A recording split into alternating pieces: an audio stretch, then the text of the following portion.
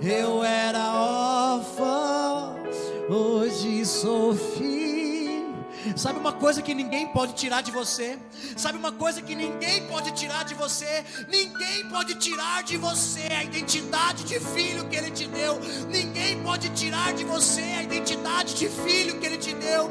Ninguém pode tirar de você a identidade de filho que Ele te deu. Ah, Deus! Ah, eu era órfão. Sabe, nem você. Sabe por quê? Porque não é mérito teu ser filho, é mérito do filho. Ei, João 3,16 diz que Deus amou muito a maneira que deu seu único filho. Ele nos dá o filho em João 3,16, em João 6,37 Ele nos dá para o filho. Agora acontece algo nessa geração. O filho foi dado para nós, mas agora é necessário que nós desejemos ser entregues também para o filho. Não é somente o filho para nós, mas também nós para o filho. Ei, Xaracamaie. E nada pode tirar isso, cara, nada. Não existe nada que possa tirar a minha identidade. Meu pai me ama, eu sou dele para sempre. Meu pai me ama e eu sou dele para sempre. Nada vai me separar do seu grande amor. Não importa o que as pessoas dizem sobre nós, não importa o que as pessoas pensem de nós, não importa o que as pessoas digam sobre você. Ninguém pode tirar aquilo que Deus colocou em você. Jesus na cruz te deu a identidade de filho, cara. Não tem como remover isso. Não tem como tirar esse marco. Não tem como cancelar esse feito. O que está feito, acabou. Ninguém pode tirar isso de você. Só que tem um detalhe. Você precisa, nesses últimos dias, entender isso. Você precisa tomar posse disso. Você precisa entender, cara, que nada pode te afastar do amor de Deus. Nada pode nos afastar do amor de Deus. Nem altura, nem profundidade, nem largura, nem comprimento, nem anjos, demônios. Nada pode nos separar do amor de Deus, cara. Ah, Deus, nós queremos entender isso na pele, Pai. Não somente na teoria, mas nós queremos aprender isso na prática. Nós queremos viver dia após dia na prática, caminhando como um filho. Sabe? O que me preocupa nessa geração é que a gente caminha e a gente vê homens e mulheres, jovens e crianças, anciãos, adolescentes, e o evangelho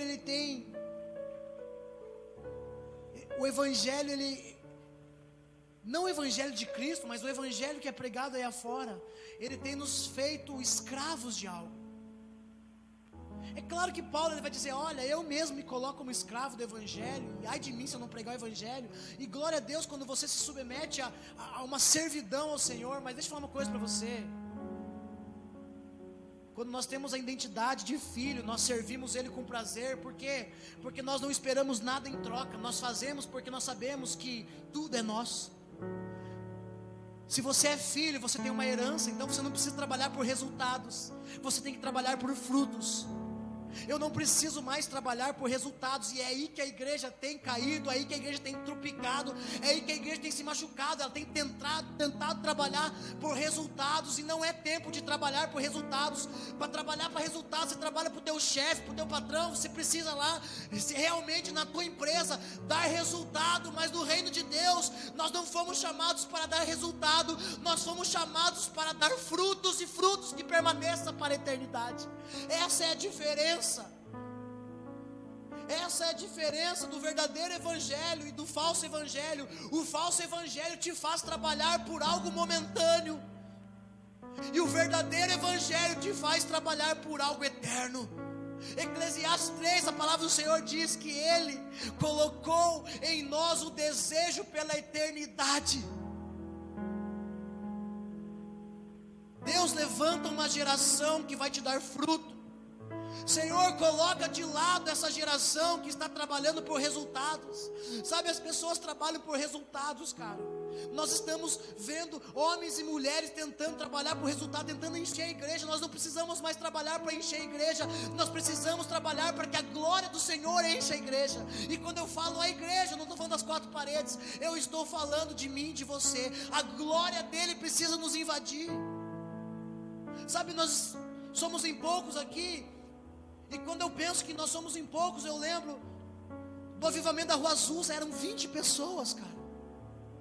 Eram 20 pessoas dentro de um galpão, atraindo a glória de Deus. Eles não estavam preocupados em encher um galpão de pessoas, mas eles estavam preocupados em se encher da glória de Deus. E isso fez toda a diferença, e isso tocou gerações, e isso tem tocado até hoje a minha e a sua vida. Não é tempo mais de trabalharmos por resultados, é tempo de trabalharmos por frutos, é tempo de gastar a nossa vida. Sabe, quando você entende o evangelho do reino de Deus, você já não dizima mais e não oferta mais esperando resultados. Você dizima e oferta para que isso se torne frutos. Você não canta mais, você não levanta a mão mais para ter um resultado. Você não vem para o culto para ter um resultado, você vem para o culto para dar frutos. Você não levanta de madrugada para orar para que você possa ter um resultado. Você dobra o seu joelho de madrugada para que você venha produzir frutos. Ei, tudo no reino de Deus é para nós produzirmos frutos, e frutos que permaneçam para a eternidade. No reino de Deus, na esfera natural, o homem ele tem que primeiro casar com a mulher para depois gerarem frutos. No reino espiritual, primeiro nós temos que dar fruto para depois casar com ele. Na esfera espiritual do reino de Deus, primeiro nós temos que dar frutos, e frutos que permaneçam, para que ele não nos corte fora, para que ele nos lance no fogo. Nós precisamos primeiro ter intimidade com ele para gerar fruto. Nenhum homem com uma mulher consegue gerar frutos, filhos, sem antes casar. Porque no reino de Deus, na esfera natural, primeiro nós casamos, depois nós temos intimidade, e depois com o tempo, tendo intimidade, não é, sabe, tem gente que engravida já na noite de núpcias, glória a Deus. Tem gente que demora 5 anos, eu demorei 5 anos com a minha esposa para ter um filho. Nós ficamos 5 anos de casado, o William com a Carla, 1 ano de casado, já está vindo a Eloá. Então não interessa, tem gente que vai demorar um pouquinho mais para dar frutos com Yeshua, mas o importante é a intimidade, porque o fato de você não ter filho no primeiro ano de casado, não quer dizer que você tem que deixar de ter intimidade, não quer dizer que você tem que deixar de praticar a intimidade. Ei, no reino de Deus, na esfera espiritual, nós precisamos primeiro ter intimidade com Ele, e talvez não dê fruto agora, talvez não dê fruto amanhã, mas talvez daqui 3, 4, 5 anos dê fruto. Então o que nós fazemos hoje é para o amanhã. O que nós fazemos hoje é para amanhã. Nós não podemos trabalhar mais por momento. Oh Deus.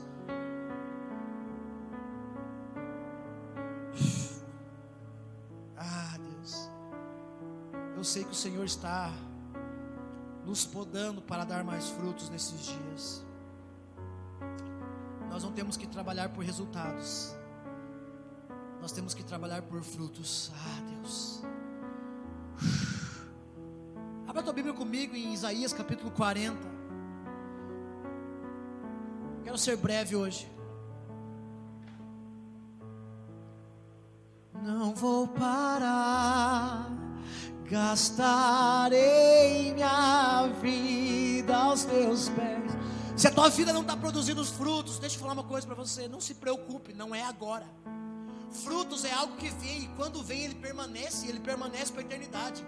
Ah, eu não estou vendo resultado nas minhas orações, eu não estou vendo resultado nas minhas buscas, eu não estou vendo resultado nos cultos. Cada culto que eu venho eu não vejo resultado. Não, nós não estamos trabalhando por resultado, nós estamos trabalhando por algo eterno, frutos. E tem mais, nós somos filhos. O filho ele trabalha, ele não se preocupa com o salário no final do mês. O filho ele trabalha, ele não precisa se preocupar com o 13º, porque filho de patrão não precisa se preocupar. Quando ele precisa, ele vai no caixa e fala: pai, eu preciso de dinheiro. Filho não precisa esperar o 13º, filho não precisa esperar as férias. Filho, quando é filho de patrão, tudo é dele, é uma herança. Pai, não, você vai ter que esperar o funcionário. O funcionário na empresa, ele tem que trabalhar o ano inteiro para chegar no final do ano tirar um décimo e tentar dar entrada num carro, ou tentar trocar de celular, ou tentar trocar de alguma coisa, os móveis da casa. O filho não, cara, o filho de patrão, já viu como que é? Filho de patrão não precisa. Filho de patrão, se ele quer trocar os móveis, ele fala: pai, a parada é o seguinte. Aí o pai fala: vai lá no banco lá, pode sacar lá, pode fazer. E nós não, funcionário, cara. Servo não, servo tem que trabalhar, ralar o ano inteiro, chegar no final do ano. Já viu? Filho de funcionário é difícil ele financiar alguma coisa, ele parcelar uma roupa em 10 vezes. Você vai lá e compra uma calça, R$300. Eu não sei se você compra calça R$300, eu nunca comprei calça R$300. Mas vamos supor que o cara vai lá e compra uma calça R$300, é R$300. Ele vai lá e ele parcela em 10 vezes de R$30. O filho do patrão não, eu lembro do tempo que eu estava trabalhando na empresa que eu trabalhei, que tinha um filho do patrão. Não, o filho do patrão, ele ia lá, o filho do patrão falava: pai, quero trocar de celular. Vai lá, pega lá, depois nós acertamos com o cara lá. Aí eles faziam permuta, trocava, e o filho do patrão sempre estava com o celular novo. E os funcionários todo ano ralavam para trocar de celular. Ei, deixa eu falar uma coisa para você, nós somos filhos. Só que nós não temos que trabalhar por resultados, nós temos que trabalhar por frutos. Olha o que diz Isaías 40, versículo 31. Mas aqueles que esperam no Senhor renovam suas forças. Mas aqueles que esperam em quem? Aqueles que esperam em quem? No patrão? Aqueles que esperam o 13º? Aqueles que esperam na política? Aqueles que esperam no PIS? Aqueles que esperam no Senhor renovam suas forças, voam alto como águias, correm e não fatigam, caminham e não se cansam. Eu só quero dar uma introdução usando esse versículo. Deixa eu falar uma coisa para você. Quando a gente não tem a identidade de filho, quando a gente não entende que Ele é o nosso Senhor, que Ele é nosso Pai, olha só, a gente anda, cara, por aí, e quantos cristãos você conhece assim? Quanto crente que sai da igreja, se afasta, desvia, outros se perdem. Tudo por causa de duas coisas. Estão caminhando, mas em um determinado momento da caminhada eles cansam, cara. Eu conheço pessoas com 30 anos de igreja, 30 anos de caminhada com Deus, que depois de 30 anos, cara, ele se cansou. Eu conheci uma senhora em São Paulo, na última vez que eu fui agora. Ela chegou para mim e falou: pastor, olha, dá uma olhada na minha casa. A gente foi almoçar na casa dela e ela me mostrou a casa dela inteira. Ela falou assim: olha, pastor, olha só isso, 40 anos. Olha o tamanho dessa casa, 40 anos de casado. E eu não tenho mais meu marido para desfrutar disso. Eu olhei para ela e na hora eu fiquei meio assustado, porque eu achei que ele tinha morrido. Ela: ó, faz 8 meses que ele não está aqui. E de fato, ele não estava. E quando eu perguntei para ela, e quando eu me aprofundei um pouco mais no assunto, que ela falou para mim, eu achando que o marido tinha morrido fazia 8 meses, na verdade, ele tinha abandonado ela, trocado ela por outra mulher. 32 anos de ministério, 32 anos servindo na igreja, cesta básica, dizimando, ofertando, cantando, servindo pastor, diaconato, presbitério, sei lá o que mais. 32 anos de ministério, preste bem atenção nisso. 32 anos de ministério, 40 anos de casado. Aí eu pensei comigo, falei: cara, 40 anos não é 10 anos, não é 5 anos de casado. Porque se fosse 5 anos ou até 10 anos de casado, não, trocou por uma mais nova. Não, cara, o cara tinha 40 anos de casado, uma vida, uma caminhada com Deus. Ela falando para mim: olha, ele sempre foi um homem que, sabe, serviu a Deus, um homem que teve temor a Deus, e do nada. E aí você pergunta: como? E a gente percebe uma coisa: na caminhada ele cansou. Na caminhada, na corrida, porque Paulo ele diz que nós precisamos correr a carreira que nos foi proposta. Ele fadigou. E nós olhamos para essa geração, olhamos para o Brasil, olhamos para pessoas hoje, e a gente pergunta: por que está afastando? Por que desviou? Por que saiu da igreja? Por que fala mal disso? Por que fala mal daquilo? Porque está cansado e fadigado.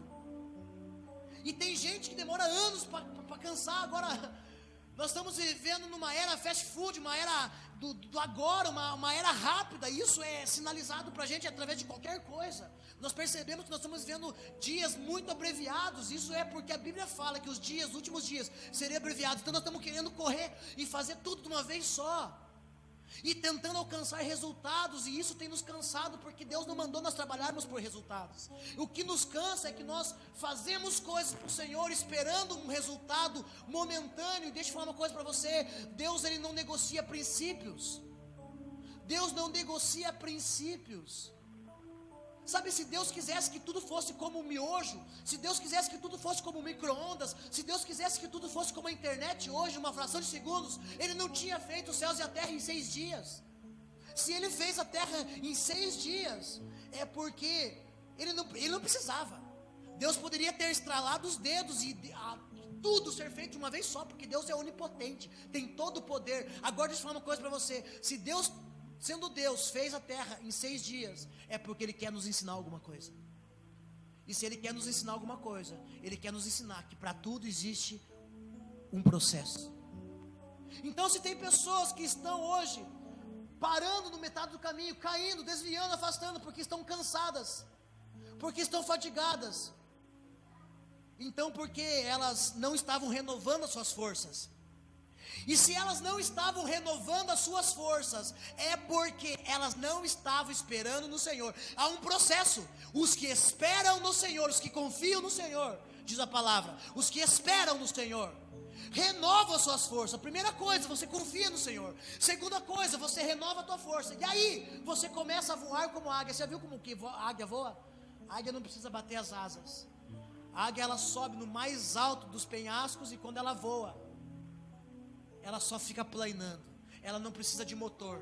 O vento leva ela para onde quer que vá. O nosso problema é que a gente está querendo voar que nem passarinho. Nós estamos se esforçando para chegar em algum lugar, sendo que Deus só está mandando a gente abrir as asas e deixar que o vento do Espírito nos leve para onde Ele quer nos levar.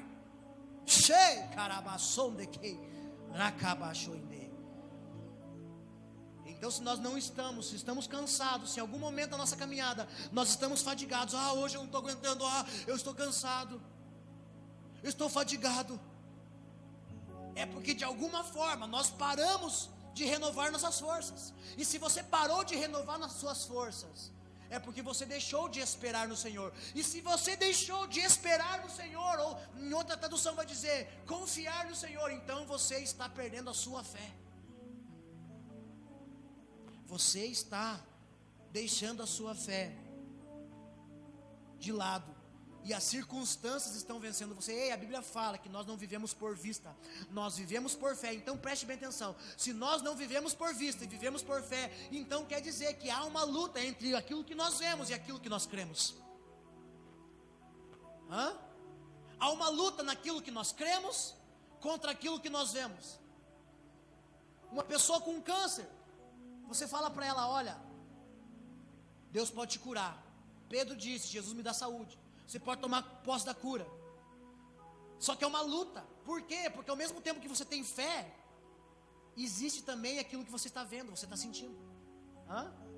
Quantas pessoas que vêm para a gente ora e ela fala: está sentindo a dor ainda? Estou.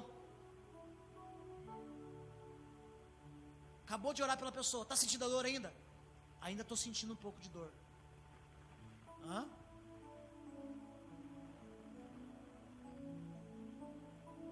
Porque tudo aquilo que nós sentimos e vemos, tudo aquilo que é sentido em nossa pele, ela vai contra aquilo que nós cremos.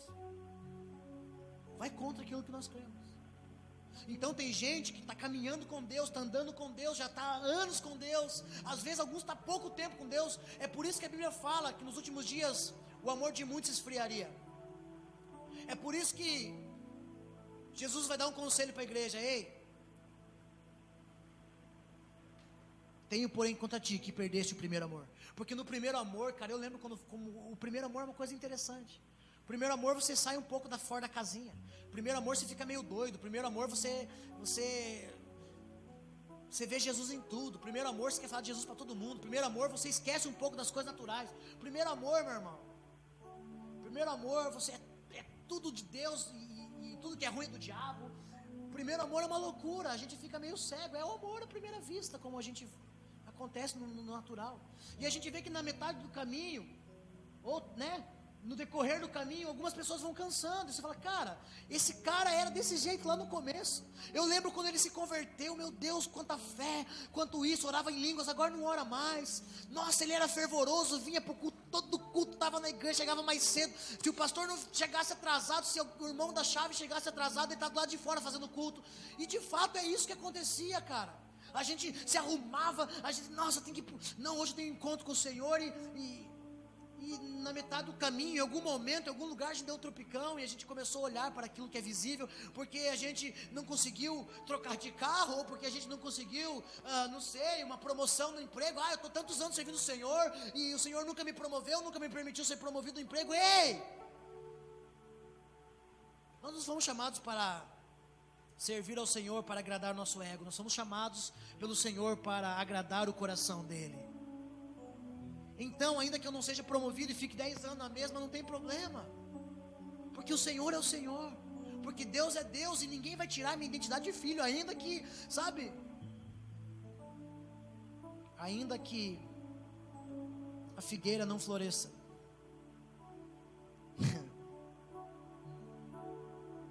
Eu me alegrarei em Ti, Senhor. Ainda que a figueira não floresça, ainda que a videira não dê os seus frutos, eu me alegrarei em Ti, cara. Oh Deus! E sabe qual é a minha preocupação? Minha preocupação é que quando eu olho para mim e para você, eu tenho medo de que a gente venha cair no mesmo erro. Que a gente, por causa das muitas coisas, a gente venha a se cansar. Por quê? Porque toda promessa de Deus existe um processo. Abra comigo em Eclesiastes capítulo 3. Abra comigo aí, vamos dar uma passeadinha na Bíblia hoje, bem curtinha. Você precisa entender isso hoje. Você precisa entender que Deus trabalha por processos, e todo processo leva você a dar frutos. E quando nós pulamos o processo, nós damos resultados, mas resultados não servem para nada. Resultados não servem para nada, gente. Nós não fomos chamados para gerar estatísticas apenas. Olha o que diz Eclesiastes capítulo 3: para todas as realizações há um momento certo. Existe sempre um tempo apropriado para todo propósito debaixo do céu. Vou repetir para você: para todas as realizações há um momento certo. Existe sempre um tempo apropriado para todo o propósito debaixo do céu. Então, deixa eu falar uma coisa para você. Eu não quero falar sobre bênção, não quero falar sobre aquilo que Deus falou que vai te dar. Eu quero te falar daquilo que Deus falou que você vai se tornar. Porque mais importante que qualquer coisa palpável, mais importante que qualquer bênção, mais importante que qualquer coisa que você possa receber, a Bíblia fala: ei, buscar o reino de Deus e a sua justiça, e as demais coisas serão acrescentadas. Tudo aquilo que é necessidade, Jesus comprou na cruz para nós, e Ele vai suprir a nossa vida numa hora ou outra. Todas as nossas necessidades vão ser supridas, uma hora ou outra vai ser suprida, desde que nós estejamos buscando o reino de Deus em primeiro lugar. Agora, ainda que a gente busque o reino de Deus em primeiro lugar, nós somos pessoas egoístas. O humano, ele é um ser egocêntrico. Foi nisso que Satanás derrubou Eva. Não foi para comer a fruta, não foi porque a fruta era bela, não foi porque o fruto era belo, é porque Satanás falou para ela através da serpente: ei, você não vai morrer não. É porque Deus sabe que do dia que você comer, você vai ser como Ele. Pronto, estragou tudo. Interessante que através de Jesus nós se tornamos como Ele. Interessante que Gênesis capítulo 1, versículo 26 diz que Ele nos fez a sua imagem e semelhança, e o homem ainda quis mais, quis conhecer tudo aquilo que Deus conhecia, conhecer o bem e conhecer o mal. Satanás derrubou a mulher, derrubou o homem no egoísmo, semeou algo no coração. Foi da mesma forma que ele conseguiu engambelar uma terça parte dos anjos que estavam nos céus. Uma terça parte dos anjos. Sabe o pecado de Satanás nos céus? Todo mundo fala: Satanás é rebelde. Sim, ele foi rebelde, mas ele não foi rebelde quando ele desejou construir o seu altar acima do altar de Deus, o seu trono acima do trono de Deus. Satanás, ele foi rebelde quando ele começou a disseminar esse pensamento no coração de uma terça parte dos anjos. É por isso que a Bíblia fala que, além de Deus chutar Satanás, chutou uma terça parte dos anjos. Por quê? Porque rebeldia não é quando você Tem uma ideia. Rebeldia não é quando você quer fazer alguma coisa. Rebeldia é quando você começa a semear no coração de pessoas aquilo que está no teu coração. E a Bíblia fala que há um tempo para todas as realizações. Há um tempo para todas as realizações. Existe um momento certo para tudo. Existe sempre um tempo apropriado para todo propósito. Quer ver? Vamos passar um pouquinho os versículos para frente. Aqui vai ter 14 coisas que ele vai falar sobre o tempo. Ele vai falar 14 tipos de coisas sobre o tempo. Não vou ler, não vou ter tempo. Eu quero que depois você leia em casa. Mas veja só o versículo 10. Versículo 11. Ele fez tudo apropriado ao seu tempo. Aí ele vai dizer sobre a eternidade, aquilo que eu acabei de falar agora há pouco. Também colocou no coração do homem o desejo profundo pela eternidade. Contudo, o ser humano não consegue perceber completamente o que Deus realizou. Versículo 14, pula para mim comigo. Compreendi ainda que tudo o que Deus faz dura para sempre. Vou repetir para você. Eu compreendi ainda que tudo o que Deus faz dura para sempre. Eu vou repetir para você. Eu compreendi que tudo o que Deus faz dura para sempre. Então, meu irmão, fica tranquilo, o que Ele prometeu, Ele vai cumprir. Se Ele cumprir, Ele vai cumprir para sempre, porque tudo que Deus faz, Ele faz para sempre. O problema da igreja nos últimos dias, eu e você, é que nós queremos que o Senhor nos dê a resposta momentânea. Deus não trabalha no momentâneo, Deus trabalha na eternidade. Deus não trabalha no agora, Deus trabalha no aion. Deus trabalha naquilo que é eterno. Então, meu irmão, talvez algumas coisas para mim e para você está tão longe de acontecer, mas para Deus está tão perto. Por quê? Porque o tempo de Deus é fora do nosso tempo. O tempo de Deus não é o nosso tempo. Às vezes parece tão longe, mas dentro do tempo de Deus é tão perto. Porque a nossa vida é tão curta, é tão pouco que a gente tem perto da eternidade. Cara, a eternidade é a eternidade. Nós vamos viver a eternidade com Deus. Eternidade. Sabe o que é eternidade? Não tem fim. Eternidade não tem fim. E o que Deus quer colocar na minha e na sua vida, e o que Deus quer gerar dentro de mim e de você, e o que Deus quer fazer comigo e com você, é que nós demos fruto. Por quê? Porque a Bíblia fala que os frutos serão para a eternidade. Então, o que Deus quer usar na tua vida hoje, fazer na tua vida hoje, é para que pendure para toda a eternidade. Não adianta Deus colocar algo na tua mão para que você faça agora, e amanhã você pare, como muitos têm feito. Eu tenho dito algo: Deus só vai permanecer aquilo que Deus estabeleceu, e quem Deus estabeleceu. Porque está cheio de coisas que Deus não estabeleceu para o homem fazer, mas o homem está fazendo. E está cheio de coisas, está cheio de pessoas que Deus não levantou ainda, e que estão se levantando antes do tempo. Eu não vou dizer para você que não tem homens de Deus, que Deus está levantando uma geração. Só que tem homens que estão se levantando antes. Tem homens que estão se colocando de pé antes da hora. Não é a hora. Por quê? Porque se ele fizer agora, Deus sabe o que ele vai fazer por causa do momento. Deus sabe que se ele fizer essa campanha agora, se ele fizer essa conferência agora, se fizer isso agora, se fazer aquilo agora, são coisas que vai só suprir o momento. Deus não quer que nós façamos coisas que vai suprir momentos. Deus não quer que nós preguemos uma mensagem que vai suprir a tua necessidade agora. Deus quer que nós preguemos uma mensagem que vai suprir a necessidade das pessoas agora, depois e para sempre, até a volta dele.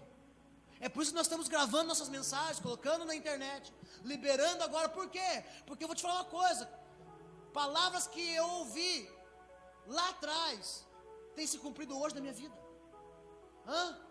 Homens de Deus que foram usados por Deus para um dia apontar o dedo para mim, em 2007, está se cumprindo hoje. Se passaram 10 anos, cara. O problema nosso é que a gente acha que Deus, ele falou assim: ó, eis que te digo, vou te usar assim, assim, assim. A gente já quer botar a roupa, já quer vestir. Não, vai ser amanhã. E Deus tem um processo. O pastor Leandro Vieira, ele fala algo muito profundo, e é uma palavra que nós estamos andando nela. Nenhum evento vai realizar aquilo que somente o processo pode realizar. Evento algum vai fazer aquilo que só o processo pode fazer. Nós queremos ser usados, mas não queremos ser tratados. Nós queremos ser bênção, mas nós não queremos ser moldados para se tornar uma bênção. Nós queremos ser um vaso novo, mas nós não queremos ser quebrado para que Ele nos faça um vaso novo. Nós queremos receber o vinho novo, mas nós não queremos se tornar, nós queremos ser um odre velho. E a Bíblia fala que o vinho novo não pode ser derramado no odre velho, porque senão vai romper o velho, o odre. Deus está fazendo algo, mas deixa eu falar uma coisa para você. O que Deus está fazendo envolve eu e você. Já disse aqui, tudo que Deus fez sozinho, Deus fez até o homem. Depois que Deus fez o homem, agora tudo que Deus fez, Ele fez a partir do homem. Então o que Deus está fazendo hoje, agora, 2017, final de 2017, Deus está levantando uma geração para trabalhar para Ele. Toda a criação aguarda com grande expectativa a manifestação dos filhos. Agora tem um detalhe, nós queremos se manifestar, nós queremos fazer. E o nosso problema é esse, a gente quer fazer. Mas nós não queremos ser tratados, moldados, aperfeiçoados para fazer. Nós não queremos passar pelo processo para que nós possamos fazer. Quando eu conheci o William com a Carla, conheci eles lá em Rio Negrinho.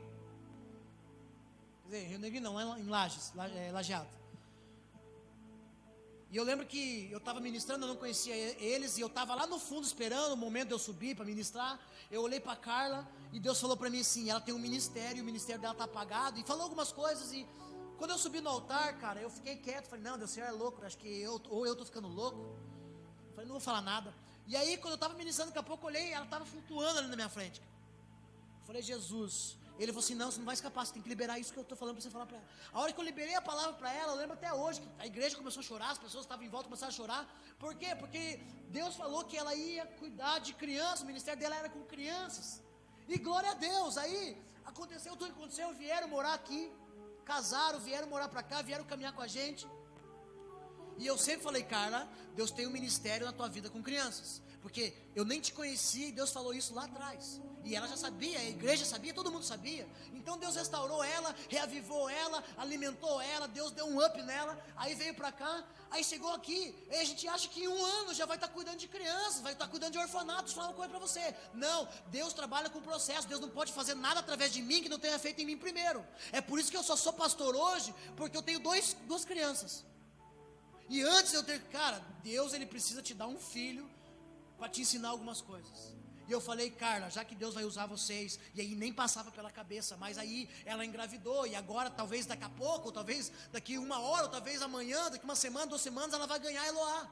E eu falei hoje pro William, eu falei, William, a partir de agora você vai começar o teu ministério, porque o ministério não começa quando você está no púlpito. O meu ministério não começou quando eu peguei o microfone e comecei a pregar. O meu ministério começou quando Deus começou a me quebrar lá atrás.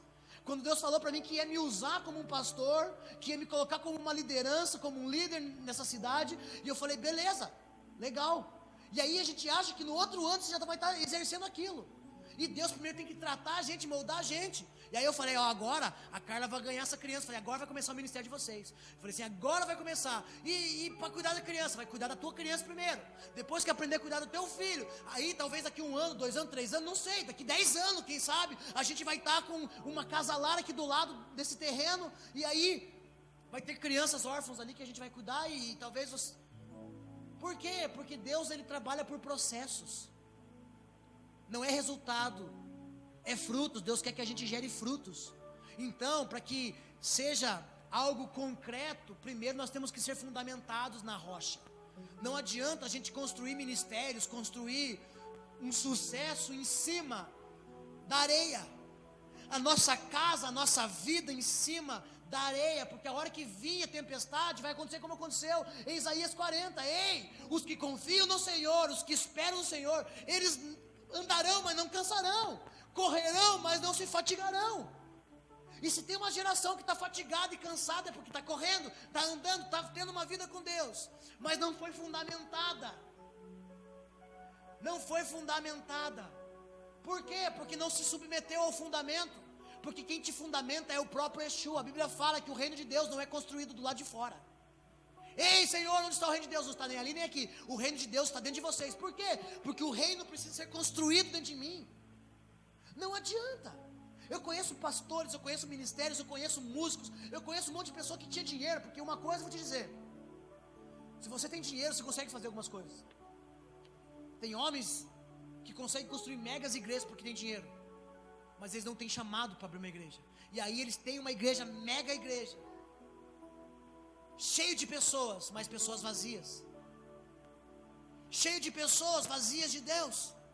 Não adianta termos uma igreja cheia de pessoas e todo mundo vir aqui na frente: eu quero minha bênção, eu quero minha vitória, eu quero meu poder, eu quero minha glória, e não saber orar, não saber jejuar, não saber buscar, não saber clamar. Não adianta ter uma igreja cheia de pessoas que estão vazias por dentro. E quem gera isso?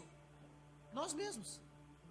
Não, vamos fazer um negócio aí, vamos fazer uma campanha, vamos botar uma placa ali na frente, vamos bombar essa igreja, vamos encher a igreja, vamos. Encher a igreja é a coisa mais fácil que tem, gente. Se eu quisesse encher essa igreja aqui, eu sou bom em fazer esse tipo de coisa. Eu sou bom em chamar pessoas, eu sou bom, sabe? Eu tive banda, eu toquei no mundo, eu sei fazer marketing, eu trabalhei com comunicação visual. Se eu quisesse encher de gente nessa igreja, a gente encheria. Mas não adianta encher uma igreja cheia de pessoas e essas pessoas serem alimentadas por estratégias, e essas estratégias funcionarem só enquanto você fizer. Viu? É igual pastel. Tem igreja que todo culto tem pastel.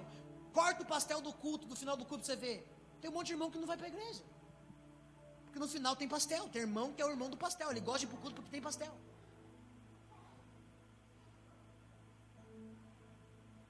Nós trabalhamos por resultados, nós queremos ver a igreja cheia, nós queremos ver o músico conhecido, nós queremos fazer coisas, nós queremos que, sabe, nós queremos acelerar o processo. Vou falar uma coisa para você: existe o caminho, Jesus é o caminho, a verdade e a vida. Jesus não é o atalho. Ei, vou repetir para você: Jesus é o caminho, a verdade e a vida. Jesus não é atalho. Todo atalho que você pega dentro do caminho vai te levar para outro lugar. Todo atalho que você pega no reino de Deus vai te levar para outro lugar, não vai te levar para o caminho certo. Todo atalho, cara, que você pega no reino de Deus não vai te levar para o céu, porque no reino de Deus não tem atalho. Jesus é o caminho, não existe atalho no reino de Deus. Não adianta acelerar o processo. Eu falei esses dias, eu falei: olha, tem uma frase muito interessante na internet não, por aí, que é o seguinte: quer conhecer verdadeiramente uma pessoa, dê poder para ela. Dê poder para ela. Dê um microfone para ela. Em relação àquilo que nós vivemos hoje, tem pessoas que eu tenho vontade de falar assim: ó, pega o microfone, pregue, vai. Meu irmão, pregação não é nada se não tiver uma vida reta diante de Deus. A pregação não é nada se tua vida não prega. Eu conheço homens e mulheres de Deus nessa geração que tem uma boa palavra, que tem uma boa hermenêutica, que tem uma boa homilética, que tem um bom conteúdo teológico, mas não tem uma vida reta. E aí você pensa: como que chega nesse lugar? Porque deu um jeitinho, porque conseguiu, cara, através da internet, bombar o nome dele. Não, vamos lá, vamos divulgar, vamos pagar. E aí, cara, quem tem dinheiro faz muita coisa. Só que o dinheiro e o que você gasta, o que você paga para você conseguir fazer aquilo que você quer, só vai gerar resultados. E os frutos? Porque Deus não vai fazer nada através de você sem antes fazer em você. E quando Deus faz em você, é o momento que dói. Nós vivemos numa geração que tudo é rápido. Eu atualizei o aplicativo do celular ontem, e a velocidade dos aplicativos diminuiu. A partir da hora que eu atualizei o celular, os aplicativos que eu costumo usar, eles diminuíram a velocidade. Então está demorando alguns segundos para abrir. Olha só, gente, está demorando alguns segundos para abrir os aplicativos. E eu já fiquei atribulado, cara. Eu falei: nossa, eu vou ter que desatualizar, vou ter que puxar para a versão anterior de volta, tal. Daí hoje eu conversei com a Gia, ela falou assim: não, logo eles acertam esses bugs, esses defeitos, e aí já vai ficar bom, vai ficar rápido de volta. Meu irmão, aí ontem, a hora que fez isso, Deus falou assim para mim: viu? Você quis atualizar antes da hora? Esperasse mais um pouco. Por quê? Porque nós queremos ter resultados satisfatórios, queremos coisas boas. Só que nós pulamos os processos. Nós queremos acelerar o processo, porque a gente vive no mundo no automático. Hoje é tudo rápido, gente. Hoje você não tem paciência de digitar o número do telefone para ligar para alguém. Hoje você já mete o dedo no WhatsApp, aperta o botão e fala: ô fulano, a parada é o seguinte. Por quê? Porque é muito mais rápido, é muito mais fácil. Você conversa com pessoas do outro lado do mundo, em fração de segundos a mensagem está lá. É instantâneo. Você abre o FaceTime ou sei lá, qualquer programa ali de comunicação, e você conversa com a pessoa. Uma coisa que nos anos 80 você só via em filme. Só que isso, ao mesmo tempo que vai acontecendo, ao mesmo tempo que a tecnologia vai se atualizando, nós vamos se tornando pessoas mais insatisfeitas ainda com o tempo. o tempo se tornou nosso inimigo. Então agora, o feijão demorou para cozinhar, você já quer achar alguma forma de fazer o feijão mais rápido. Nós queremos acelerar o processo, mas deixa eu falar uma coisa com você. Nenhum homem de Deus usado por Deus na Bíblia conseguiu da noite para o dia. Teve um processo. Jesus levou 30 anos estudando. Quando fez 30 anos, começou seu ministério, e o ministério dele durou 3 anos e meio. Olha a diferença. Jesus, com 12 anos, já ensinava na sinagoga, já discutia a palavra com os mestres da lei na sinagoga. 30 anos, cara, 30 anos sem pregar a palavra, 30 anos estudando, 30 anos conhecendo, 30 anos se descobrindo, sabendo quem ele era. Para quê? Para que quando ele começasse o ministério dele, ele não desse um bola fora. Que quando ele começasse o ministério dele, ele não tropeçasse em nada. Quando ele começasse o ministério dele, ele conseguisse cumprir até o final aquilo que ele foi chamado. Quantos homens de Deus? Jacó, poderíamos falar de Jacó, poderíamos falar de Moisés, 40 anos, terra prometida, sai do Egito, 40 anos peregrinando no Egito, no deserto, somente 2 entram. Quanta coisa a gente podia.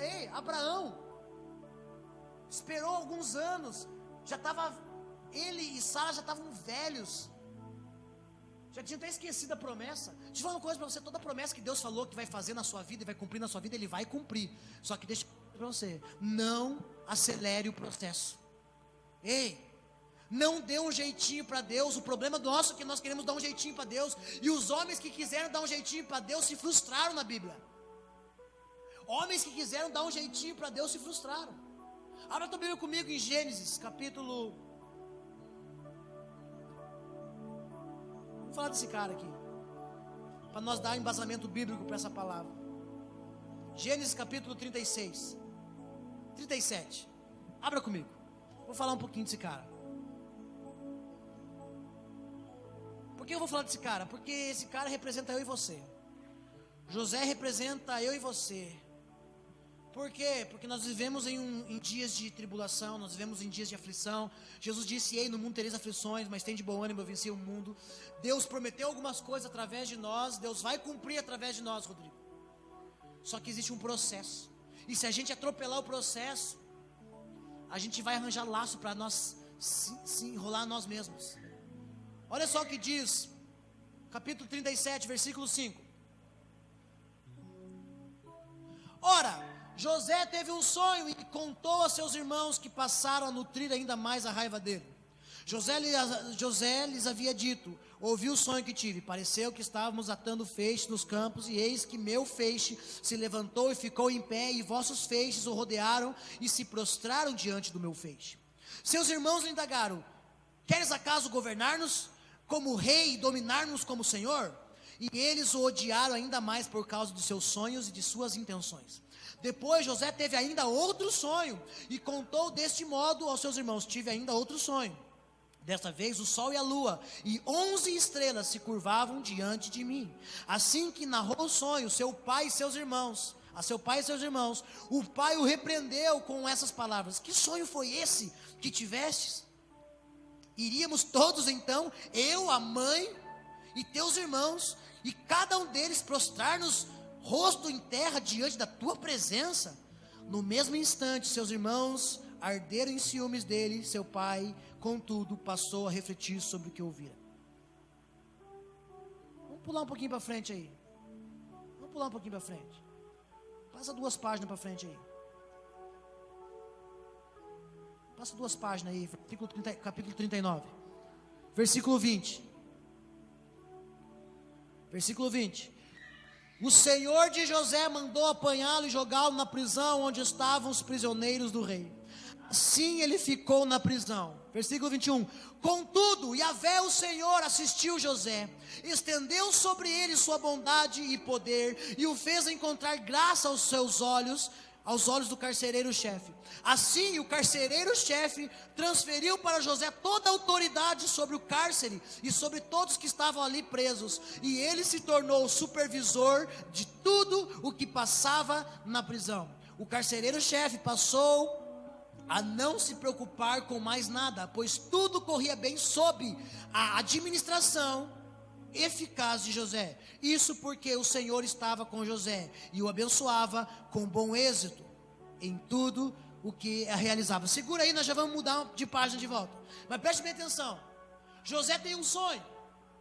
José teve um sonho. E deixa eu falar uma coisa para você. Se o sonho que você tem não beneficia aqueles que estão ao seu redor, então não é de Deus.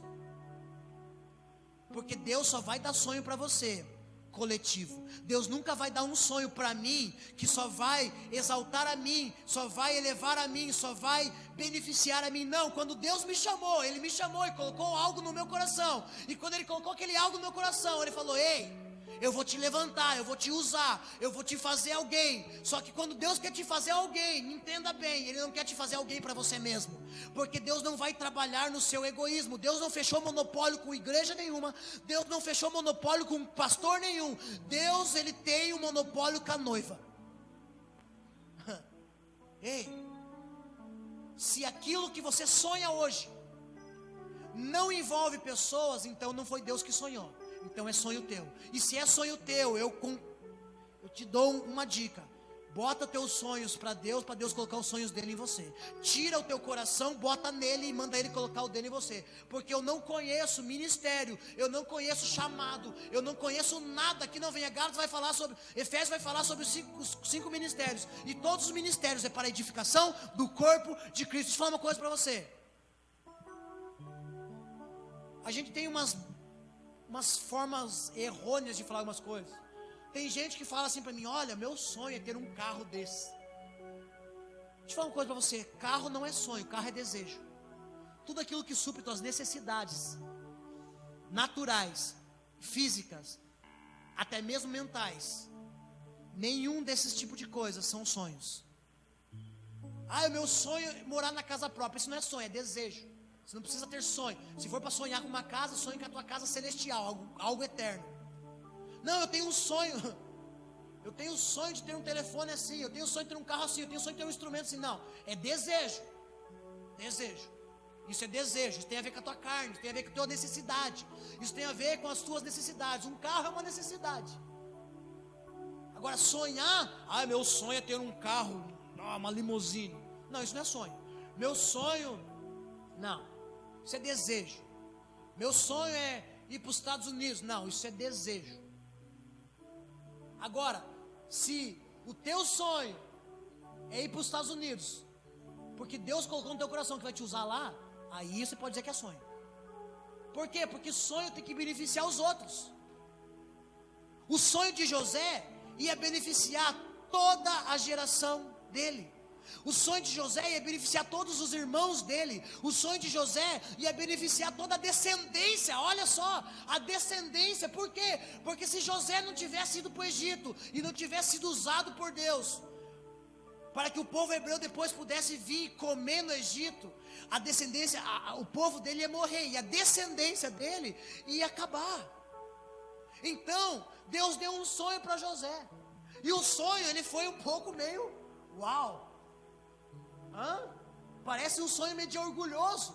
Não, isso daí você está muito orgulhoso, José. Ô José, eu sei que você é o preferido do papai, que ele fez uma coberta para você, coisa mais linda do mundo. Eu sei que você é o filho preferido do papai. Só que é o seguinte, cara, qual é a tua? Você está dizendo para mim que eu vou me prostrar para você, você vai governar sobre teus irmãos que são mais velhos que você? Ei, nem o primogênito você não é. Você está dizendo então, você é o caçula e está dizendo, hein, olha a geração caçula, hein? Preste atenção nisso, nós somos a geração caçula. Nós somos os filhos mais novos do Senhor, fomos alcançados alguns anos atrás, nós somos a última geração alcançada. Ei, e está cheio de antigas gerações olhando para essa piazada sem terno, para essa piazada sem gravata, para essa piazada que agora só canta um refrão, que já não canta mais uma canção como da harpa antigamente. Não, eles estão olhando e falando: ei, e vocês estão dizendo que vão governar? Não. E foi isso que aconteceu com José. É o que está acontecendo nessa geração. Deus está levantando alguns meninos nessa geração. Deus está levantando. Ei, José teve que esperar um tempinho. José teve que esperar um pouquinho. José tinha 17 anos só. Ei, Ei, se passaram 13, aproximadamente 14 anos, e agora José foi vendido pelos irmãos, José foi escarnecido pelos irmãos, o próprio pai ficou meio assim, pô, esse é o meu filho preferido, mas ele está meio orgulhoso, hein? Está meio soberbo, hein? Porque ele está dizendo que, olha, ele está dizendo que ele é o cara. E na verdade José não estava dizendo nada, José apenas estava contando o seu sonho, apenas estava declarando no púlpito da igreja: olha, Deus tem uma promessa, Deus falou que vai fazer isso, Deus falou que vai nos usar para aquilo, Deus está dizendo que vai nos usar para algo nessa geração. Não é soberba, não é orgulho, é convicção de que nós somos filhos, e filhos têm herança.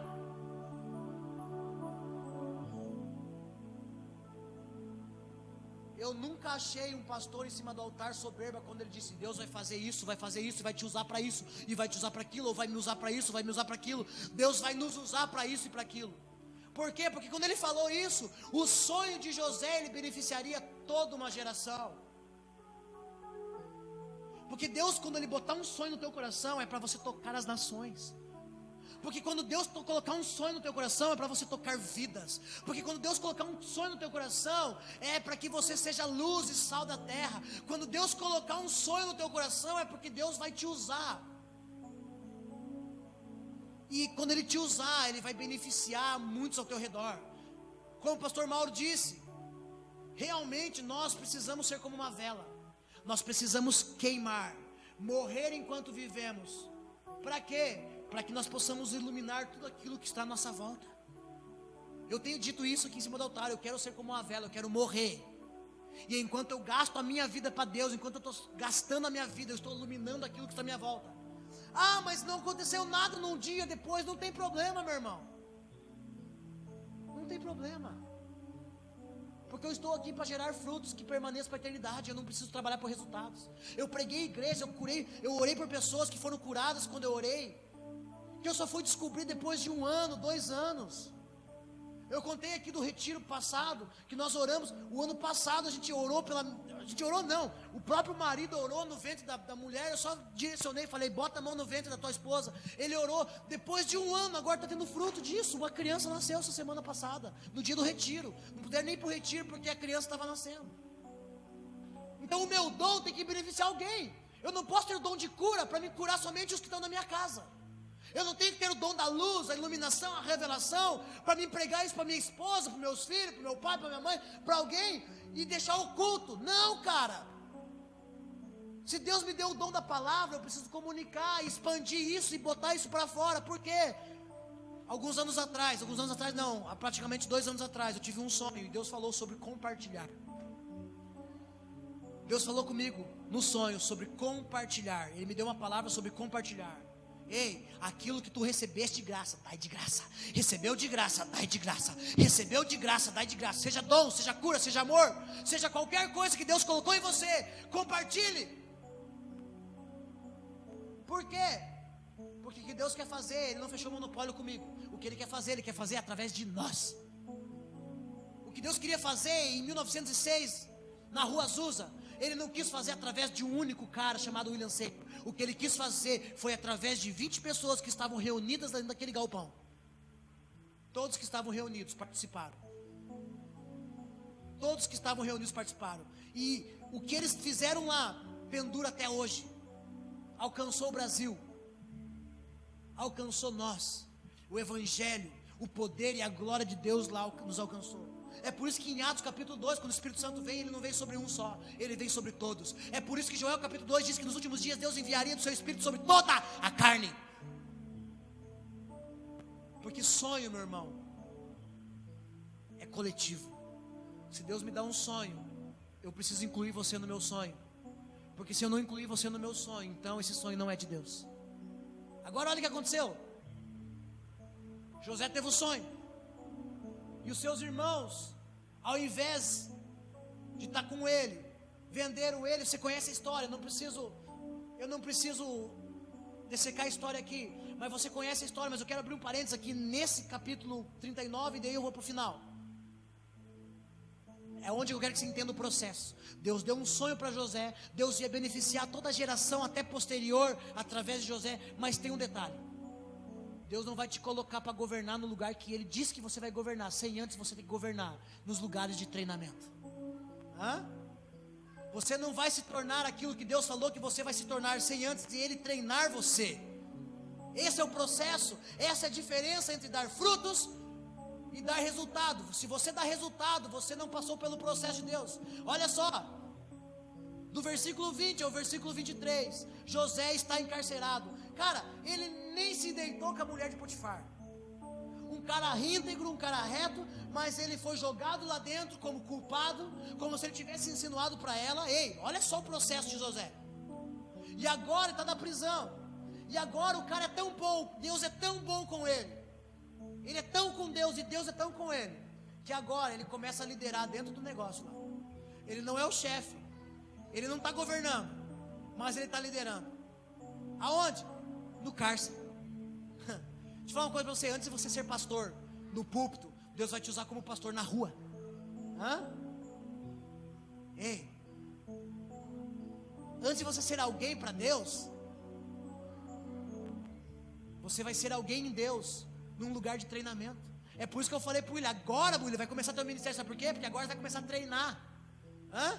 Deus não pode pegar um casal como eles e jogar já dentro de uma casa de lar para criança.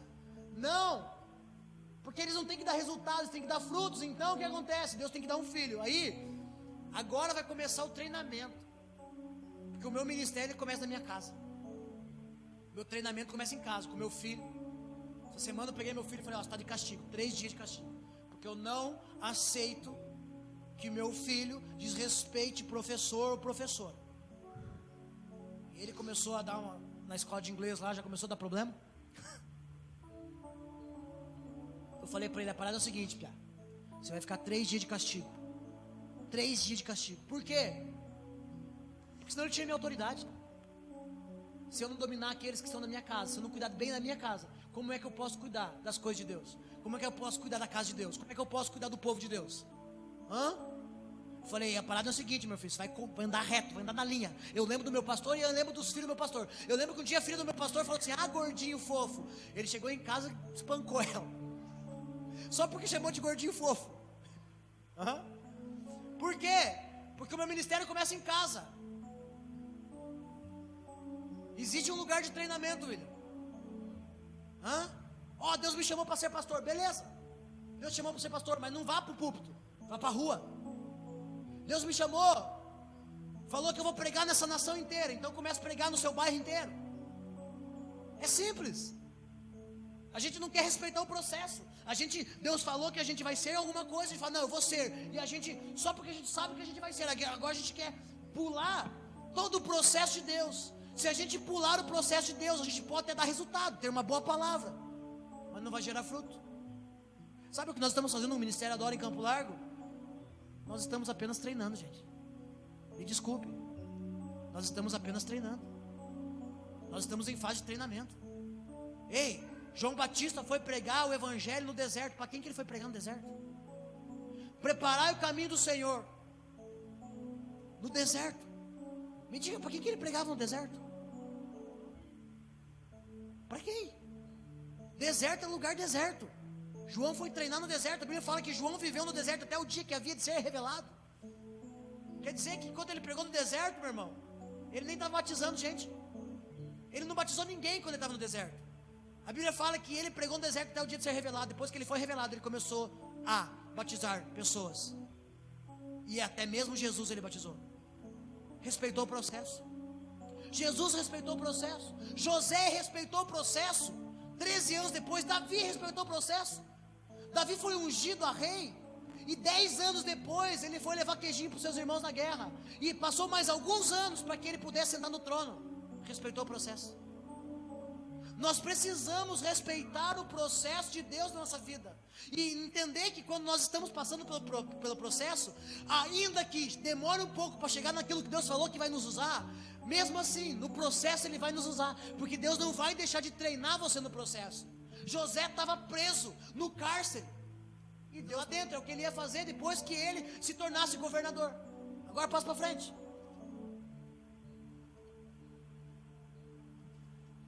Capítulo 41, versículo 37. A palavra e o plano de José agradaram a Faraó e a todos os seus sábios e conselheiros. E portanto, o Faraó proclamou diante da corte, da sua corte de oficiais: encontraremos um homem como este, em quem esteja o Espírito de Deus? Então o Faraó declarou a José: visto que Deus te fez saber tudo isso, não há ninguém tão perspicaz e sábio como tu em nossas terras. Tu serás administrador do meu palácio, e todo o meu povo se conformará às tuas ordens. Só no trono te procederei. Olha só a honra, hein? Quer dizer, você só não pode aqui no trono, só onde eu estou. Fora isso, eu te dou domínio sobre todas as coisas. Tu serás o administrador do meu palácio, e todo o meu povo se conformará às tuas ordens. Olha só. E Faraó disse mais a José: vê, eu te estabeleço sobre toda a terra do Egito. E o Faraó tirou do dedo seu anel selo e colocou no dedo de José. Olha só, hein? Mandou que o vestissem com linho fino e colocou uma corrente de ouro fino em volta do seu pescoço. Também o convidou a subir em sua segunda carruagem real, tendo à frente os arautos do império que iam bradando: abreque, inclinai-vos. Assim José foi empossado no comando de toda a terra do Egito. Sabe o que é interessante? É que Faraó, cara, é o rei, mas quem governa é José. Porque quando Deus te colocar, quando você passar pelo processo, quando você passar por todo o processo que você precisa passar, eu fiz de vocês reis e sacerdotes. Apocalipse capítulo 1, versículos 6 e 7. Nação santa, sacerdócio real. Deus está levantando uma nação de sacerdotes, cara. E eu e você somos sacerdotes. Sacerdote não é o cara que tem uma bata em cima do altar, um terno em cima do altar. Agora Ele nos fez reis e sacerdotes, todos nós. Eu e você. Mas como que nós podemos saber se somos ou não somos? Se nós estamos se submetendo ao processo. É por isso que Jesus diz: quer seguir eu? Quer me seguir? Então é o seguinte: pega a sua cruz e me siga. Por quê? Porque existe um processo. Até Jesus, até chegar na morte, até chegar na conclusão do seu propósito, teve que passar por um processo. Jesus passou pelo processo. Ei, Pedro passou pelo processo. Todos os apóstolos passaram pelo processo. Todos os homens se submeteram ao processo. O que a gente vê nessa geração é homens e mulheres que sabem que são alguma coisa em Deus, só que estão pulando os processos, estão se machucando, estão se desviando. É impressionante, cara. Esses dias eu conversei com um pastor e ele falou para mim: cara, eu estou afastado do ministério. Eu falei: por quê? Porque eu estou com depressão. Eu fechei a igreja, abandonei tudo. Eu falei: como que o cara conseguiu fechar a igreja? Se a igreja nunca foi aberta. Ele fechou a porta da denominação dele. Não, porque eu estou em depressão. Eu falei: cara, pastores, você não via 20 anos atrás, você não via pastores com depressão, gente. Fala real. Gente, a gente não via crentes com depressão há 30 anos atrás. Há 30 anos atrás, há 20 anos atrás, você via, cara, jovens, velhos, servindo ao Senhor com toda a intensidade. Com toda a intensidade, mas com toda a constância, porque nessa geração não adianta ter apenas intensidade, tem que ter constância. O fogo arderá continuamente no altar e não se apagará. Está falando de intensidade, mas também está falando de constância. E o sacerdote colocará de manhã, toda manhã, lenha no altar, e o fogo do altar nunca se apagará. Por que que tem homens e mulheres se apagando? Por que que tem pastores desviando? Por que que tem pastores adulterando? Porque a mulher não é tão boa assim para ele mais. Não é, cara. É porque ele está cansado. É porque ele está fadigado, cara. É porque ele quer acabar com o ministério dele de uma vez. Aí sabe o que ele faz? Aí ele trai a esposa de uma vez. Porque ele sabe que se ele trair a esposa, acabou tudo. Todo mundo vai saber, o cara está cansado. Vai dizer para mim, porque a irmãzinha era mais bonita. Não, cara. É porque o cara quer destruir o ministério dele. Porque não aguenta mais, está fadigado, está cansado. Não consegue mais renovar suas forças. Por quê? Porque em algum lugar ele pulou os processos. Em algum lugar ele pulou os processos. E aí quando os resultados estavam dando resultados, estava legal, enquanto estava vindo gente para a igreja, estava legal. Mas a hora que começou o povo a ir embora da igreja, e agora ele fala, cara, não está mandando resultado. Ele não sabe mais o que fazer para dar resultado. Aí ele começa a se frustrar, começa a desesperar. E agora ele começa a abandonar o barco. Gente, pastor com depressão. Não estou julgando, estou achando estranho. Ei, porque o Espírito de Deus habita em mim com alegria. O Senhor é a nossa força. A alegria do Senhor é a nossa força. Ei, se a alegria do Senhor é minha força, por que eu estou fraco? Crente, a moda na igreja agora é ter psicólogo dentro da igreja. Não sou contra a psicologia. Acho muito interessante muita coisa da psicologia. Já estudei algumas coisas sobre psicologia. É muito legal. Mas daí a gente está tratando pessoas endemoniadas como se fosse doença. Por quê? Porque estamos pulando os processos. Queremos ver resultado. Queremos que aquele irmão, amanhã ele já esteja curado. Mas não estamos nem orando mais. Estamos falando sempre, eu preciso de uma oração, porque eu estou assim, irmã, você está com depressão. Então, amanhã, marca ali, tem uma psicóloga na igreja, amanhã, você vem fazer uma consulta com o psicólogo. Ei, peraí, os pastores estão deixando de orar, expulsar demônio de opressão, de depressão. Meu irmão, eu expulso demônio de opressão, depressão, não é uma vez, duas vezes quando eu viajo para fora. Todo lugar que a gente vai, tem alguém com depressão e opressão. E quantos demônios de opressão já mandei embora? Porque o diabo, ele primeiro oprime, depois ele deprime. A opressão vem do lado de fora, quando está com depressão, porque já está do lado de dentro. Não estou dizendo que toda depressão é demônio. Não estou dizendo isso. Estou dizendo que nós começamos a tratar coisas. Irmão, vai para a África. Vai ver a realidade de outros países hoje. Tá doente, vem aqui, já vou te curar agora. Mete a mão e cura, acabou. Jesus nunca disse para a gente orar por enfermos. Jesus mandou a gente impor as mãos sobre enfermos e eles seriam curados. Ele nunca falou, olha, vocês vão chegar e vão fazer igual o Henrique Cristo. Meu Pai, eu peço que o Senhor cure. Não, cara, eu quando oro por alguém, eu nunca peço para que Deus cure. Eu meto a mão e falo, Deus, eu dou uma ordem de cura agora. Eu libero cura agora. E se não for curado, não posso fazer nada. Só Deus sabe por quê. Eu não tenho que discutir com Deus. Se Deus não quis curar, é eu que boto a mão e falo, seja curado agora, em nome de Jesus. Meu Pai, será que o Senhor quer curar essa pessoa aqui? Não é. A gente quer pular. A gente quer resultado.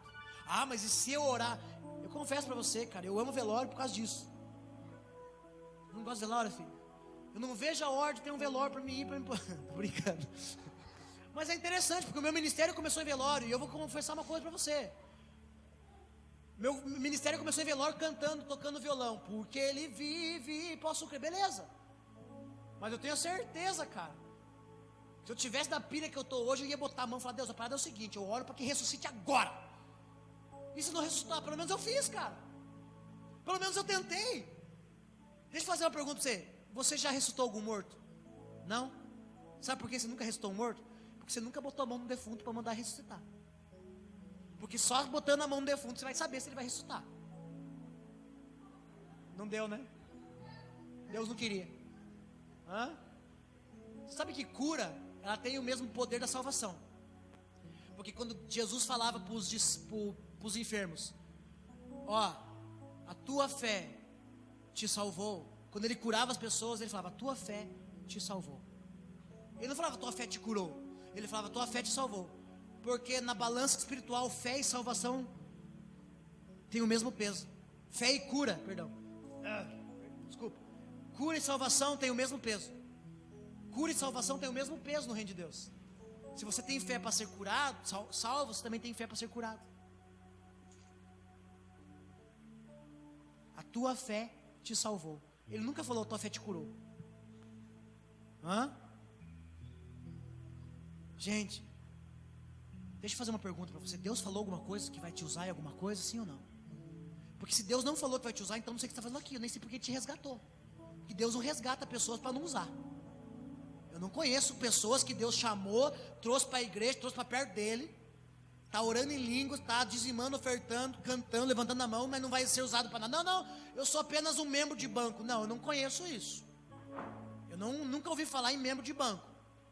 Não existe membro de banco. As igrejas que falam membro de banco, isso aí é monopólio na igreja. Quem manda aqui é só quem sobe no altar. Deus o livre subir no altar. Você é membro do banco? Não, você tem que fazer o nome do Pai para subir em cima do altar. Pra você subir aqui, Rodrigo, tem que fazer o nome do Pai. Não pode chegar de qualquer jeito. Não existe membro de banco. Membro é membro, meu irmão. Um ajuda o outro. Um tem a função do outro. Um tem uma função, o outro tem outro. E um está ligado no outro.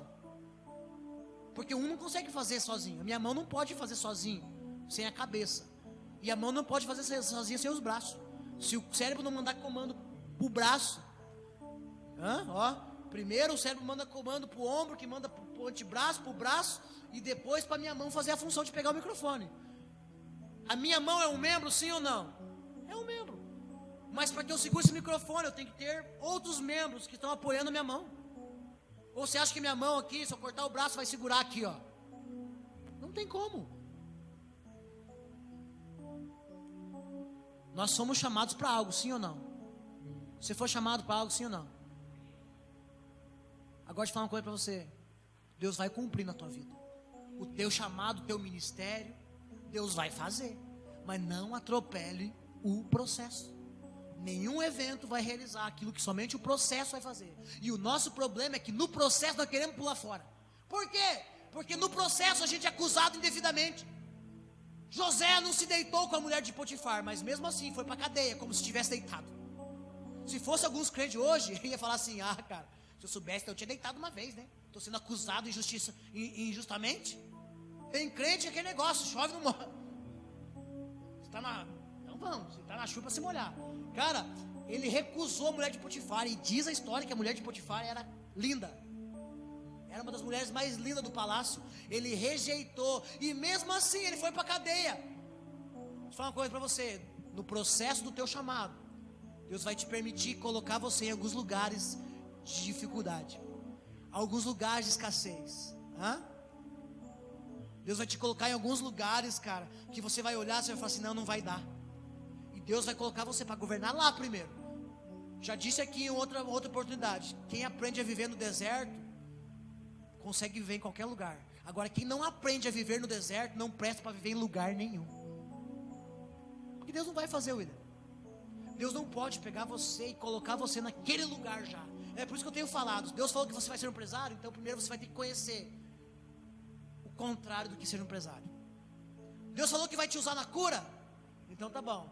Então te prepare, porque a hora que começar a aparecer enfermidade aí, você vai falar, Deus falou que ia me usar Deus falou que vai te usar na cura, vai. Não se preocupe quando você estiver no hospital com uma pedra de rim no teu rim, te maltratando. Deus vai te usar nisso. Então, não se preocupe a hora que acontecer o contrário. José, você vai governar, a tua mãe e o teu pai vão se dobrar e teus 11 irmãos vão se dobrar? Sim, mas não se esqueça, você vai para o cárcere e você vai ter que aprender a governar lá embaixo primeiro. Quem não é fiel no pouco, Deus não coloca no muito. Deus primeiro vai colocar você em lugares pequenos, para depois começar a colocar você em lugares grandes. Deus primeiro vai te treinar em alguns lugares. Deus primeiro vai te colocar em lugares para te treinar, para depois te colocar. Deus primeiro vai te treinar no teu bairro, para depois te dar cidade. Deus primeiro vai te treinar na tua nação, para depois te dar as outras nações. Deus tem que nos treinar. E o interessante do treino de Deus é que as pessoas dizem assim, Deus capacita aqueles que Ele quer usar. Sim, mas Deus, para te capacitar, Ele vai te treinar. E Ele vai te usar no meio do treino. Você vai ter que fazer igual o José, governar na cadeia. Já pensou? Governar na cadeia. O cara está dentro da cadeia. Deus falou que ele vai governar. Deus deu um sonho. E agora ele está lá preso, injustamente. E ele olha para um lado, olha para o outro. Ele fala: e agora, cara? E aí, alguém sempre vai achar graça ali. E aí Deus permite que aquele carcereiro olhe para ele e fale: é o seguinte, cara, Deus é com você, eu vou colocar você aqui para trabalhar para mim. Vou confiar em você, você vai ser meu supervisor, você vai cuidar de tudo aqui. Já pensou que lindo, cara? Hoje os caras fazem rebelião na cadeia. Mas vou te falar uma coisa, eu conheço um monte de pastor que foi para cadeia, que Deus permitiu ir para cadeia só para pegar o evangelho lá dentro. O cara saiu de lá, Deus treinou ele na cadeia. Hoje ele ganha multidões na rua. Hoje ele ganha multidões no Brasil. Mas ele começou a ministrar dentro da cadeia, pregando para os presos, separando as brigas dos detentos. Porque se Deus falou que vai fazer uma coisa em você, Ele vai fazer. Mas você tem que se submeter ao treino. A nossa vida é um treino. E o interessante é que o treino está valendo. O treino está valendo pontos. O treino não é uma coisa que Ele vai te treinar e vai falar: beleza, passou. Não. Ele vai pegar você, vai te treinar, e aquele treino vai gerar fruto. Porque Deus, Ele não faz nada, cara, por fazer. Deus não faz nada por fazer. Então se Ele está te treinando, se está difícil, deixa Ele te treinar. Passa pelo processo.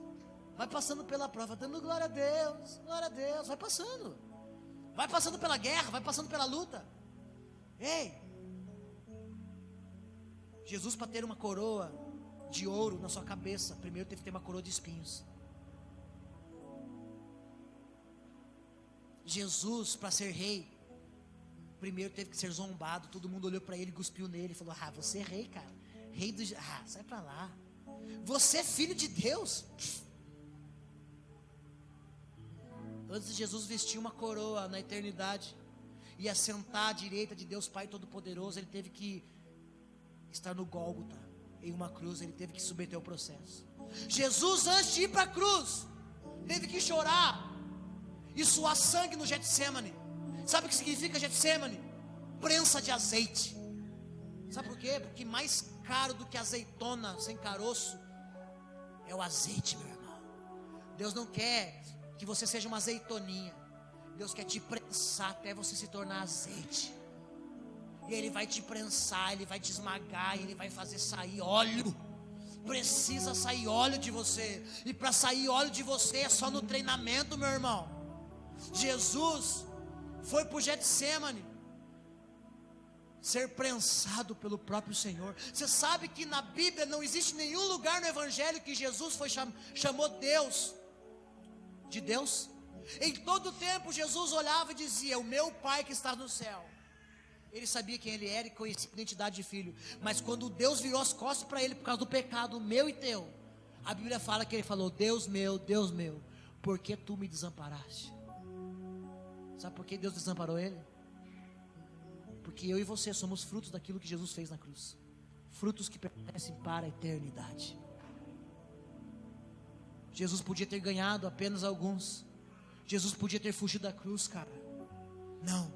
Jesus se submeteu ao processo. Porque se você acha que a cruz era... Não. O ápice do evangelho não era Jesus ir para a cruz. O ápice era descer ao inferno e tomar de volta o governo, a legalidade que Adão deu para Satanás no jardim. É por isso que ele tem que descer. É por isso que a Bíblia fala que Jesus é o segundo Adão. Porque Adão entregou para Satanás o domínio. É por isso que quando Jesus vai para o deserto, Satanás olha para ele e fala assim: olha, se prostrado me adorar, te darei todos esses reinos. Porque Satanás tinha o domínio sobre os reinos. Agora Satanás não tem mais domínio sobre os reinos. Ele só é príncipe desse mundo, do sistema. Mas ele não governa mais reino nenhum. Por quê? Porque Jesus, o ápice da vida de Cristo foi descer no inferno, tomar a chave da morte, tomar a legalidade de volta. E aí ele sobe. E agora ele é colocado à direita do Pai. Agora a Bíblia fala que ele tem domínio e poder sobre todos e sobre tudo. Então a cruz foi a passagem. A cruz foi o meio pelo qual Deus encontrou de inserir Jesus nisso. Por isso que eu falo sempre, Jesus não morreu para te salvar. Jesus morreu para te dar um propósito. E a salvação é o meio pelo qual Ele encontrou de inserir você no propósito. O crente mais egoísta que existe, o pior espécie de crente, é aquele crente que ele sabe que ele é salvo e ele não está fazendo nada para que os outros sejam salvos. Se Deus te salvou, é porque Ele quer salvar outros através de você. Ei, não se coloca uma luz, cara, de uma candeia debaixo da cama, não. Se Deus está te iluminando, Ele quer colocar você na parte de cima, para que possa iluminar sobre toda a casa. Ei, mas se submeta ao processo. Quando estiver doendo, se submeta ao processo. Quando o teu bolso estiver vazio, se submeta ao processo. Não ache que se você não tem dinheiro na tua conta é por causa da Dilma ou por causa do Temer. Não. Nós somos filhos, nós temos identidade de filhos. Nós não correspondemos a esse mundo. Nós não pertencemos ao governo desse mundo. Nós pertencemos ao governo do Espírito. Então se está sem dinheiro no teu bolso, é porque Deus está te tratando. Se está com enfermidade, é porque Deus está permitindo. Ei, não, a enfermidade não é de Deus. Ei, peraí. Então por que Deus permitiu Satanás tocar na vida de Jó? Arrancar tudo que ele tinha. Deus permite tudo, meu irmão. Todas as coisas estão sob o domínio das mãos de Deus. Não há nada fora do controle dele. A tua vida está no controle dele. A tua vida está nas mãos dele. A vida de José estava na mão de Deus. E José lá dentro do cárcere, eu fico imaginando ele lá dentro, falando, cara, Deus, eu nem toquei na mulher, estão dizendo que eu toquei, agora me jogaram injustamente aqui. E Deus falando, José, fica tranquilo, porque o que eu velo, aquilo que eu prometi, eu velo para cumprir.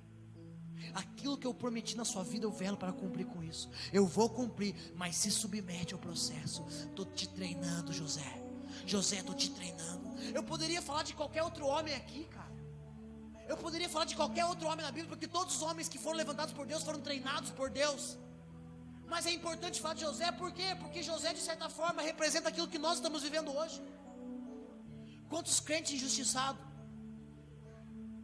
Quantos de nós temos sido mal denigridos aí pelas outras pessoas?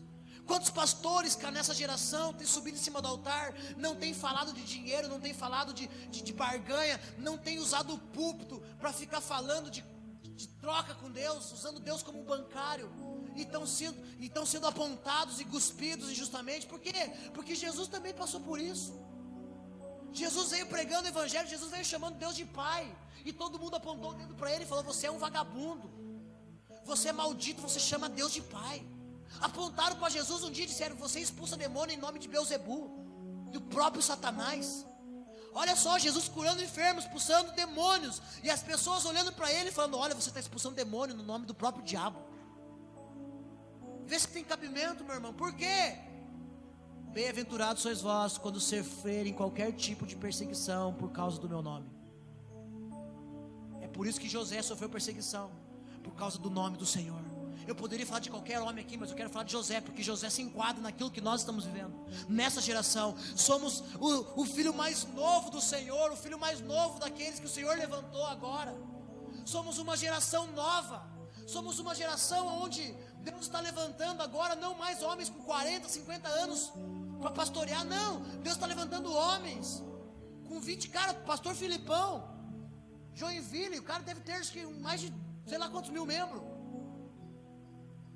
Uma gigantesca de uma igreja, o cara tem 28 anos, 29 anos. Aí você olha, não, mas é um piazão, tudo tatuado, anda de skate pra lá pra cá, mas estão ganhando almas, cara. É uma geração mais nova, é o filho mais novo. Mas deixa eu falar uma coisa pra você, o filho mais novo vai ter que ser tratado. Porque Deus não pode fazer nada em nós, através de nós, sem antes fazer em nós. Ei, os últimos serão os primeiros. Não, você não está entendendo. Mudou a música, mudou as vestes, mudou a forma de pregar. Já não faz mais, já não se prega mais desse jeito. Já não precisa mais. Eu conheço pastores que, cara, Eles chegam aqui, cara, eles pregam tão mansamente. Já não, sabe, já não é mais aquela coisa de, e o Senhor agora, acabou, cara. Está mudando o ambiente, Deus está mudando as coisas, Deus está restaurando o tabernáculo caído de Davi. A adoração está sendo restaurada, e com ela a nossa vida, porque cantar não é adorar, adoração não é cantar, perdão, adoração não é tocar, adoração não é pregar, adoração é uma vida. Deus está mudando as coisas, ou você se enquadra nisso, ou você vai ficar como os irmãos velhos, falando mal do irmão mais novo. Quantos lugares que eu já fui, que eu cheguei, os caras falam assim, quem que é o pastor que vai pregar? Aí o pastor da igreja fala, mas esse aqui é o pastor Jean Paul que vai pregar na igreja. Lembra lá em São Paulo? A gente entrou, montou os equipamentos, aí o pastor Fábio apresentou. Então, vou passar agora o microfone, o pastor Jean Paul, ele vai ministrar e tal e tal. Aí no final, aquela moça lá, filha daquele casal da Assembleia, né? Eu achei que o pastor Jean Paul era um baixinho, barrigudinho, careca. Achou que ia chegar alguém de terno e gravata lá. Não, cara. Chegou um bando de piá. Deixa eu falar uma coisa pra você. Jesus era piá quando começou o ministério dele. E Jesus era piá quando morreu por mim e por você. Tinha 33 anos, quase 33 e meio. Deixa eu falar uma coisa pra você. João tinha 30 anos quando começou o seu ministério, era um piá. Deixa eu falar outra coisa pra você. José, quando governou sobre a terra do Egito, tinha aproximadamente 30 anos, era um piá. Deus está levantando a geração dos...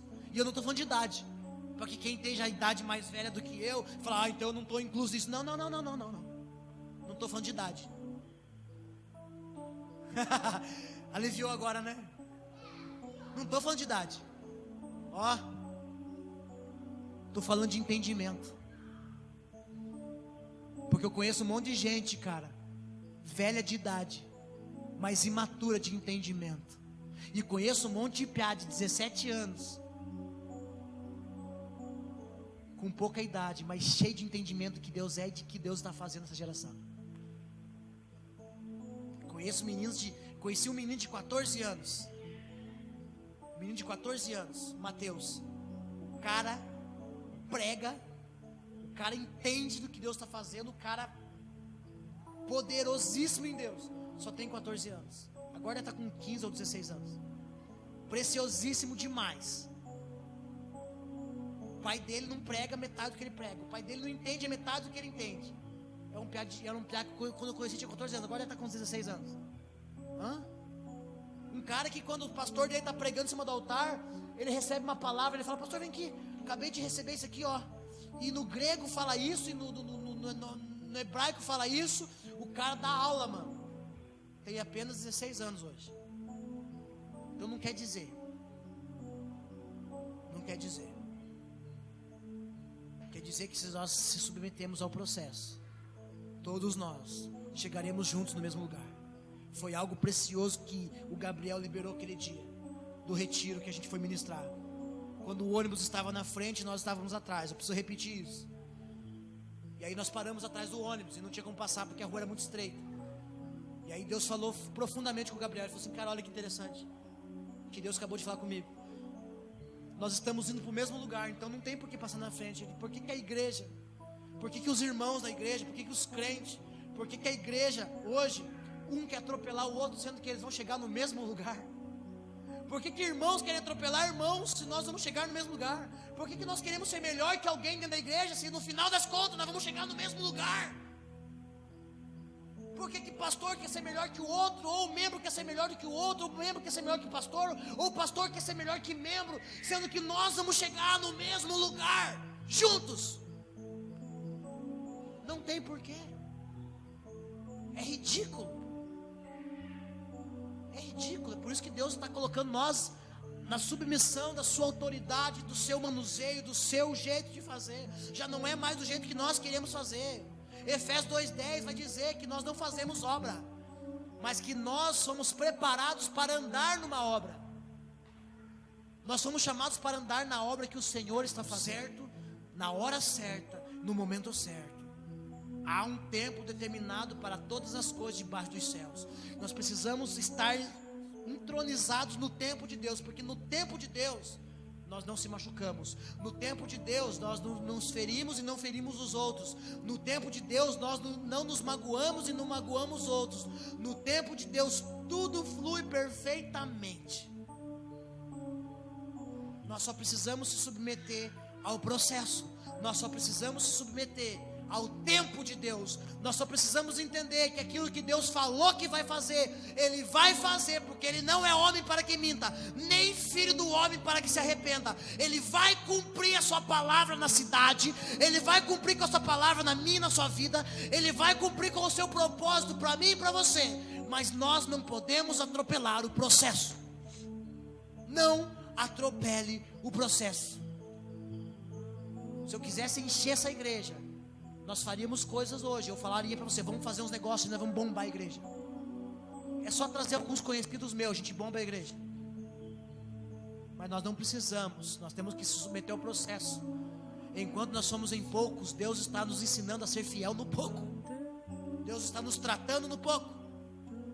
Deus está nos moldando no pouco. Porque Deus não é louco de estragar a gente, colocar a gente no muito. Quantos pastores aí, cara, acelera o processo, pula o processo, a igreja bomba de pessoas. O cara se acha o melhor cara. A minha igreja é a igreja que mais tem gente na cidade. Minha igreja tem 1.500 membros. É a igreja que mais tem gente. E eu sou o cara que mal abri a igreja na cidade, já tenho 1.500 membros. Tem igreja com 20 anos ali na cidade, que só tem 20 pessoas na igreja. Não tem problema. Talvez você passe com os 1.500 e aqueles pastor com os 20 permaneça. Porque quem não se submete ao processo é levado por qualquer vento. Está na hora de nós resgatarmos nossa identidade de filho e não trabalhar por resultados, e trabalhar por frutos, e frutos que permaneçam. E quando nós estivermos trabalhando por frutos, nós vamos se submeter ao processo. E quanto mais nos submetemos ao processo, mais talhado nós somos. Sabe como as pessoas vão te conhecer lá na frente? Quando verdadeiramente você já estiver no lugar de glória que Deus falou que vai colocar você, você não vai precisar nem pregar. As tuas cicatrizes vão revelar que você é de Deus. Foi assim que aconteceu com Jesus. Pelo caminho de Emaús, os discípulos não perceberam que ele era Jesus.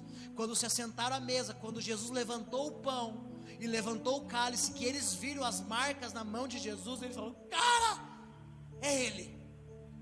Depois que você passa por tudo aquilo que Deus quer tratar você, aperfeiçoar você, moldar você, para te colocar no lugar aonde Ele desejou colocar você, as cicatrizes que ficaram pelo lugar que você passou, pelas prisões que você passou, pelos problemas que você passou, pelas aflições que você passou, vão denunciar Jesus na tua vida.